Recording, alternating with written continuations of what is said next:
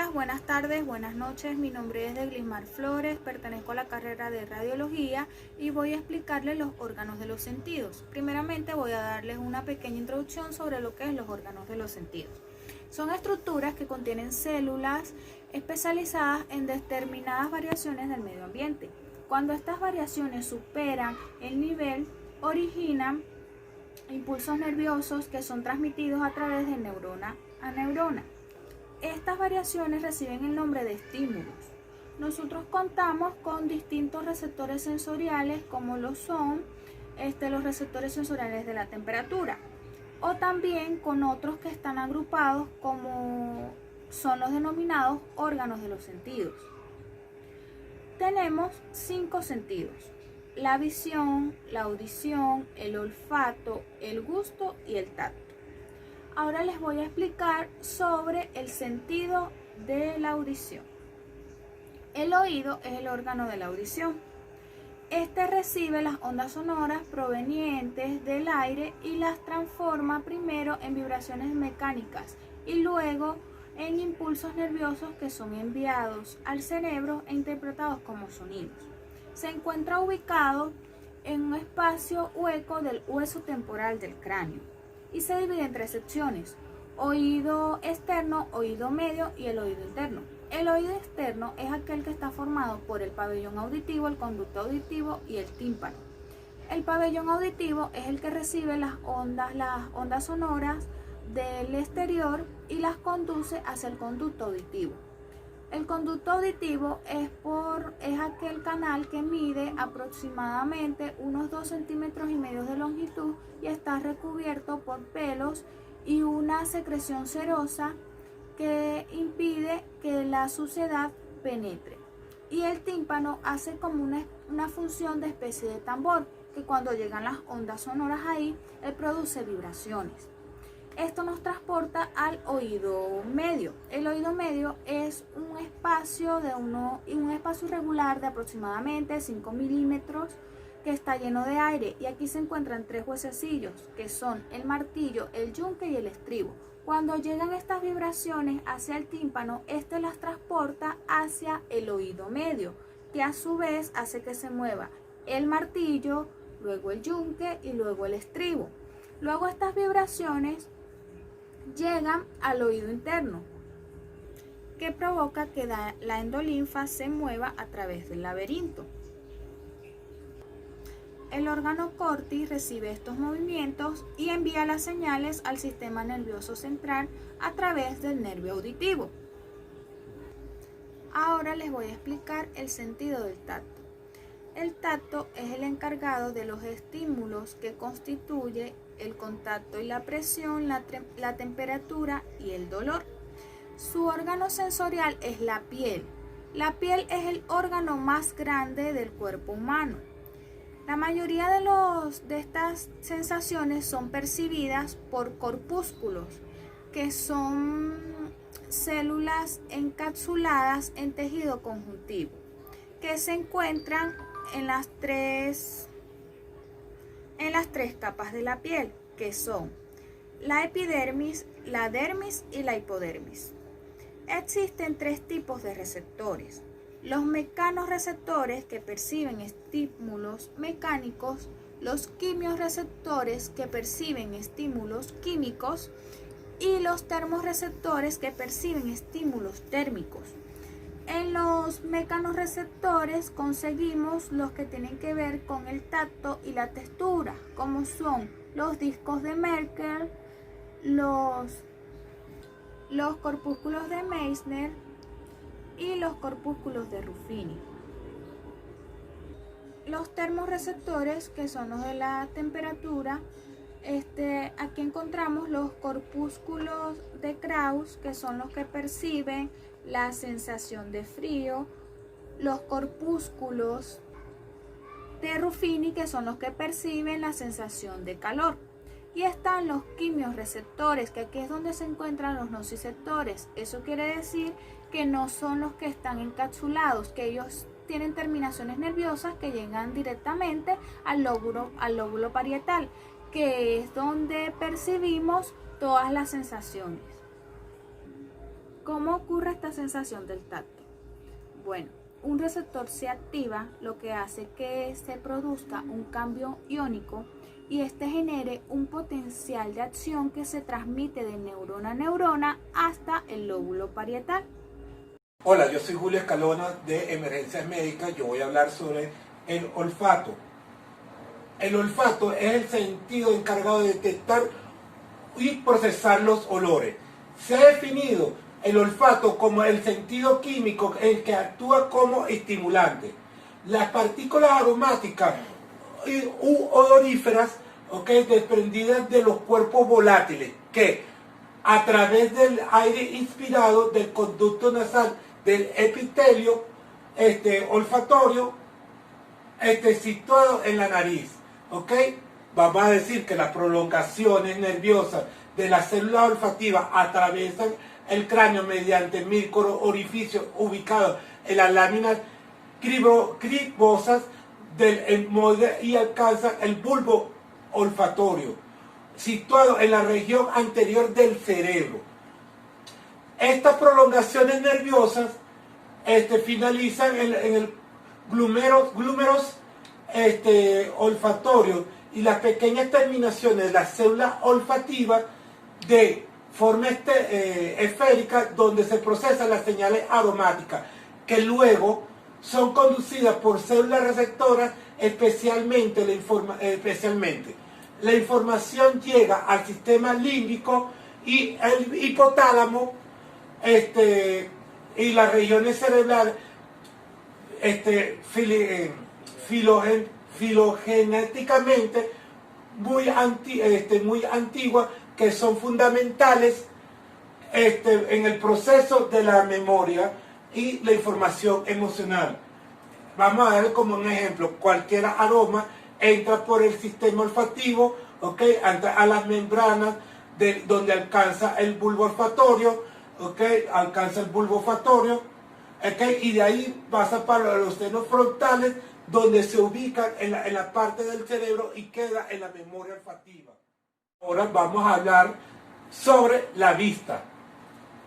La vista es la visión o sentido es una de las principales capacidades sensoriales del ser humano y los animales. El sentido de la vista o visión es posible gracias a un órgano receptor, que es el ojo, que recibe las impresiones luminosas y las transforma en señales eléctricas donde se transmiten al cerebro por vía óptica. El ojo es un párpado o por la secreción de glándulas lagrimales. Tiene capacidad para moverse en las direcciones gracias a los músculos extensivos de los globos oculares. La propiedad esencial que hace posible la visión de sensibilidad es la que tiene lugar en las células receptoras, especialmente con las sustancias químicas capaces de absorber la luz, producido un cambio de fotoquímico.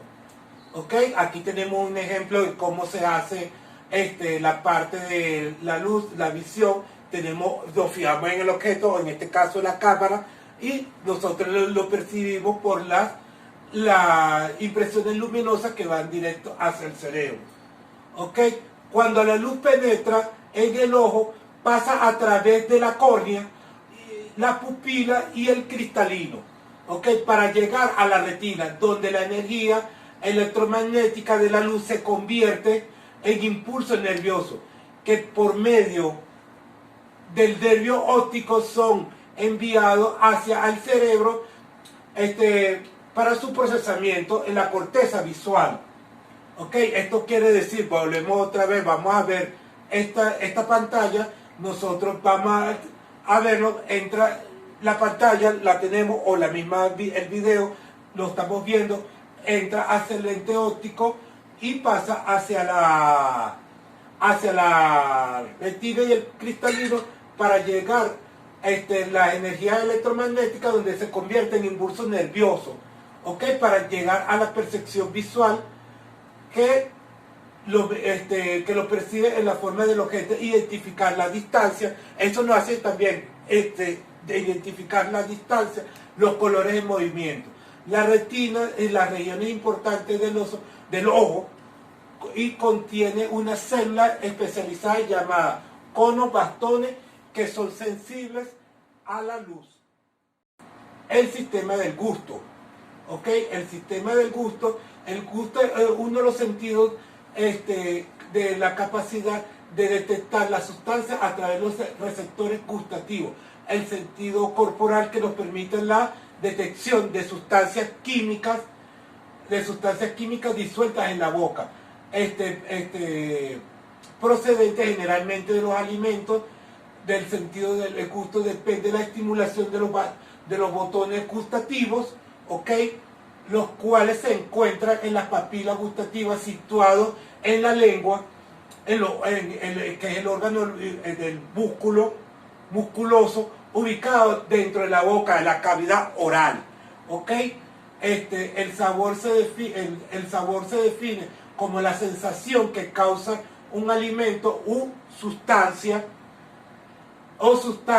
que al introducirse en la boca, el sabor influye en el sentido del gusto, pero también en el olfato y la textura, ¿ok? Tenemos la lengua, ¿ok? Las papilas gustativas grandes y las papilas gustativas pequeñas, ¿ok? Cada papila gustativa tiene una función, ¿ok? Cada función de esas papilas, ¿ok?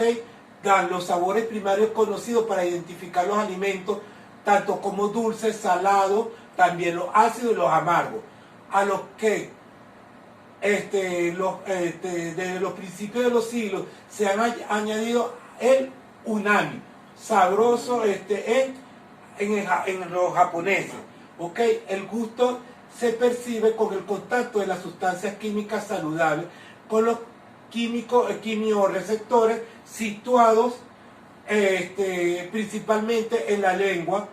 El sentido del gusto puede considerarse la fuente del placer, pero su función consiste en percibir y seleccionar aquella sustancia más adecuada para presentar el peligro para la vida, por la vida tóxica o por comportarse en la descomposición. Como vamos a darle un ejemplo, tenemos la papila gustativa, tenemos la cavidad oral, el poro gustativo, el epitelio lingual, la célula receptora, las células basal, ¿okay? El tejido cognitivo y los nervios aferentes de lo que hacen los receptores.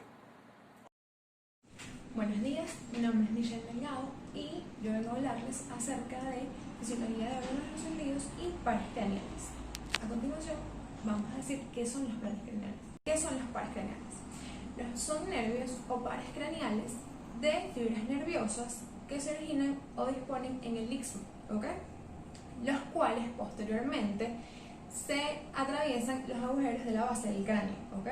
Y por ende, estos se ramifican y se dirigen a ciertos órganos a cumplir distintas funciones. Existen 12 pares craneales, ¿bien? Que constituyen los nervios o pares craneales. Estos se ubican en el encéfalo, ¿ok? Estos nervios abandonan el cráneo por los forámenes o por las fisuras para distribuirse principalmente en lo que es la cabeza y el cuello. Ok, ¿cuáles son estos 12 pares craneales? Tenemos el nervio olfatorio, el nervio óptico, el oculomotor, troclear, trigémino, abducen, facial, vestíbulo troclear, glosofaringio, vago, accesorio e hipogloso. A continuación les voy a explicar el nervio olfatorio. Ok, el nervio olfatorio tiene un origen aparente que está dado por la cara inferior del bulbo olfatorio y un origen real que está en las células olfatorias de la mucosa olfatoria. Entonces, tenemos que la vía olfatoria comienza por una neurona periférica que son prolongaciones dendritas de las células, ¿ok? Después pasamos al nervio olfatorio y al bulbo olfatorio. En el bulbo olfatorio está constituido por distintos tipos de células, ahí se encuentra el glomérulo y por ende hace sinapsis lo que es las dendritas con fibras para conseguir el olfato. Después se crean lo que son las cintas olfatorias. Estas son las que dan como que una división o se ramifican para ir hacia o formar unas estrías que a su vez se dividen en internas y externas, ¿ok? Y al final terminamos yendo a lo que es la corteza olfatoria, el área específica de este nervio. Segundo par, nervio óptico. El origen aparente viene dado por el ángulo anteroexterno del quiasma óptico y el origen real está dado por las células ganglionares de la retina. Como vía óptica tenemos la neurona periférica, que está dado por las células bipolares que ocupan la parte media de la retina. Pasamos al nervio óptico, que tiene fibras compuestas por las células ganglionares, que a su vez se dividen en 3 tipos de fibras. Son las nasales, las temporales y las maculares. Bien, pasamos al quiasma óptico, que llegan al quiasma que está en sustancia blanca por sus 2 ángulos, que son anteroexternos y postero-externos. Y aquí se convierten en cintillas ópticas. Las cintillas ópticas son aquellas que llevan a la cara inferior de los pedúnculos cerebrales. Y después tenemos el tálamo. El tálamo se divide en 2, ¿ok? Una rama interna y una rama externa. En la rama interna tenemos que no existen muchas fibras ópticas y se pierde en el cuerpo geniculado, mientras que las fibras externas tienen aquella percepción más en aumento, ¿okay?, del área visual, y van a los centros ópticos primarios, quedan en los tubérculos cuadrigésimo anterior, y terminamos en lo que sería la corteza estriada o corteza visual. Bien, nervio oculomotor. Este tiene un origen aparente que está dado por el borde anterior del pedúnculo cerebral, y el origen real que está dado por la sustancia gris que se encuentra en el acueducto de Silvio. En su trayecto tenemos que sale de la superficie anterior del mesencéfalo, luego continúa por la fosa craneana, bien, llega hasta la parte lateral del seno cavernoso. Cuando llega al seno cavernoso se divide en 2, ¿ok? Unas fibras superiores que van hacia el recto superior y el elevador del párpado, y unas fibras inferiores que van hacia el recto interno, recto inferior y el oblicuo menor del ojo. Este nervio oculomotor tiene un componente parasimpático que está dado por fibras amielínicas, que a su vez estas pasan al ganglio ciliar, después pasan a los nervios ciliares cortos y terminan en lo que es el esfínter liso de la pupila y el nervio músculo ciliar. Bien, cuarto par, nervio troqulear. Tenemos que el origen aparente está dado por ambos lados del frenillo de los conículos inferiores, y el origen real está dado por el núcleo del casquete pendicular de los fascículos de la línea media. Bien, en su trayecto tenemos que cruza la línea media, bien, contornea la cara externa de los pedúnculos cerebrales y atraviesa la dura madre y penetra hacia la pared externa del seno cavernoso, llegando posterior a la hendidura esfenoidal, ¿ok? Y se introduce en la órbita para terminar en lo que sería el músculo oblicuo mayor del ojo. Bien, nervio trigémino. El origen aparente está dado por la parte lateral, la protuberancia anular, y el origen real va a estar dado por distintos núcleos, ¿ok?, que son el núcleo motor, núcleo sensitivo, núcleo mesencefálico y los ganglios de Gassner, ¿ok? Tenemos que es un nervio que está constituido por 3 ramas, ¿bien? Van a ser la rama oftálmica, la rama mandibular, la rama maxilar. Estas se van a dirigir hacia lo que es el ganglio de Gassner, donde se encuentran ubicados los cuerpos neuronales. A su vez, vamos a tener un componente sensitivo y un componente motor. El componente sensitivo va a estar dado por los haces ascendentes del núcleo sensitivo principal, que está ubicado en la protuberancia, y el núcleo propioceptivo, que va a estar ubicado en el mesencéfalo. Bien, estos van a crear haces descendentes que van a crear la parte sensitiva de dolor y sensación térmica en C2 y C3, mientras que el componente motor va a estar dado por el núcleo motor, ¿ok?, del trigémino, que está ubicado en la protuberancia. A su vez va a crear haces o fibras que van a inervar el nervio mandibular, que a su vez van a ir hacia los músculos temporales y maceteros. Ok, nervio abducens. El origen aparente va a estar dado por la cara anterior del bulbo raquídeo y el origen real va a estar dado por el núcleo principal y el núcleo accesorio. En su trayecto vamos a tener que va hacia adelante por el puente de Baroglio y emerge en la parte anterior del bulbo. ¿Ven? Luego va a atravesar la dura madre a nivel de la silla turca y va a penetrar el interior del seno cavernoso. Posteriormente va a pasar por lo que es la hendidura esfenoidal y se va a introducir en la órbita para llevar sus fibras hasta el músculo externo recto del ojo. Mi nombre es Roiner Isaac González Orozco, estudiante de nutrición y dietética. Una vez más acá en el módulo de fisiología explicando lo que son los pares craneales en su séptimo, octavo, noveno, décimo primero y décimo segundo nervio par craneal. Antes de comenzar con todo esto, quiero darle una reboca de lo que es el sistema periférico. El sistema nervioso periférico, hay que entender que solamente se incluyen todos los tejidos nerviosos que están fuera del sistema nervioso central. Ahí es donde juegan los papeles importantes, 4 de ellos, los pares craneales, que son los 12 que ya nombré, la médula espinal, el sistema nervioso autónomo y los nervios raquídeos. Ahora sí, vamos a hacer énfasis en lo que son los pares craneales. Nosotros como ser humano contamos con 12 pares craneales, que su distribución está en estructuras específicas del cuerpo, mayormente entre cara y cuello. Se diferencian o se caracterizan por su ubicación y su función, siendo estos nervios sensitivos, nervio motor o nervio mixto, que son los dos anteriores. Pues bien, vamos entonces a arrancar con el séptimo nervio craneal, conocido como el nervio facial. Es un nervio diferente muy importante, ya que es el que transmite las señales para así permitir lo que son los movimientos y las expresiones faciales. También se tiene que es el encargado de todo lo que es la actividad de las glándulas salivales y lagrimales. No obstante, es uno de los más importantes también porque transmite el mensaje a lo que es el sentido del gusto y el control de algunos músculos del oído.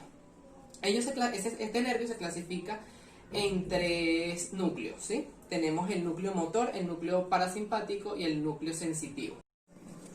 Ok, perfecto. Como anteriormente había explicado, este presente nervio está compuesto por 3 núcleos, siendo el principal el núcleo motor, encontrado en la profundidad de la formación reticular de la parte inferior de la protuberancia. Es aquí donde se inerva los músculos de la parte superior de la cara y además a eso recibe fibras de ambos hemisferios y en la parte inferior solo de los hemisferios contralaterales. Tenemos entonces lo que sería el núcleo parasimpático, el cual está encontrado en la parte de afuera y por detrás del núcleo principal, que siendo el motor. Son núcleo salival y lagrimal, siendo el primero el que recibe las fibras aferentes por el hipotálamo por las vías autónomas descendientes y el segundo el que recibe fibras autónomas por el hipotálamo para respuestas emocionales. Seguido tenemos el núcleo sensitivo, forma parte del tracto superior y recibe sensaciones del gusto a través de los axones de los ganglios geniculados. A continuación, pues el octavo nervio craneal, conocido como vestíbulo coclear o auditivo. Es importante en la audición y el equilibrio, además de participar en todo lo que es la transmisión de la información auditiva, que va desde el oído hasta el cerebro, es el encargado de controlar el sentido del equilibrio. Hay que estar muy pendiente con este nervio, porque si hay deficiencia en él o mal funcionamiento del mismo, puede que el paciente esté en presencia de 2 cosas, o mareo o vértigo. Es muy importante tener esto claro. Consta de 2 partes, el núcleo vestibular y el núcleo coclear, donde el nervio vestibular lleva información desde el sáculo, untrículo, sobre la posición de la cabeza y los conductos semicirculares por el movimiento del mismo. Cabe destacar que está formado por núcleos con fibras aferentes, el cual proviene del sáculo, untrículo y conductos semicirculares. También, no obstante a esto, las fibras eferentes alcanzan al cerebro por el pedúnculo cerebeloso inferior y desciende hasta la médula espinal. Tenemos por último el nervio coclear para finalizar con este par craneal, el cual lleva información relacionada con el sentido a través del órgano corti hasta la cóclea. También está formado por prolongaciones centrales y células centrales. Es aquí el objetivo principal del mismo, el alcanzar la corteza auditiva. Ahora a continuación, el noveno par craneal, glosofaringio. Tiene un papel muy importante en la acción de tragar, hablar y en el reflejo del vómito. Ya sabemos que es importante para lo antes mencionado. Yo como nutricionista en formación puedo decir que es uno de los más importantes tener conocimiento certero, total y parcial de este nervio. Ya regula 3 cosas: movimiento de la lengua, incrementa la producción de saliva cuando se está comiendo y de alguna manera manda órdenes al músculo del cuello para hacer el proceso de deglución, de tragar. Transmite información al cerebro en conjunto con todo lo que sea necesario para cuando se tenga en alguna acción o en algún momento donde se accione a vomitar, ¿sí? Ya que es el que controla los movimientos del abdomen para realizar lo anterior. Tenemos entonces el décimo par craneal, conocido como vago, el cual perfecciona la acción del glosofaringio. De alguna manera debe estudiarse en conjunto, ya que también está involucrado todo lo que es el proceso de deglución, el habla y el reflejo del vómito. Nace en el bulbo raquídeo e inerva todo lo que es la tráquea, la faringe, el esófago, el estómago, el intestino grueso, delgado y páncreas. Su origen aparente es en el sarcoposterior lateral del bulbo raquídeo y su origen real es en el núcleo dorsal del vago, ambiguo y tracto solitario. Enseguida a eso tenemos lo que es el 11º par craneal. Es un nervio deferente que se extiende hasta el cuello, pero es el que permite el movimiento del cuello, no de los músculos internos como los nervios anteriores, sino de los músculos externos. Entonces, por lo tanto, se puede decir que es el que permite que giremos el cuello en este movimiento o simplemente encojamos los hombros, o sea, trabajemos lo que es la parte del trapecio. Este nervio permite todos estos movimientos. Su origen aparente es en el surco colateral del bulbo raquídeo y en el origen real es el núcleo vulvar y del núcleo medular.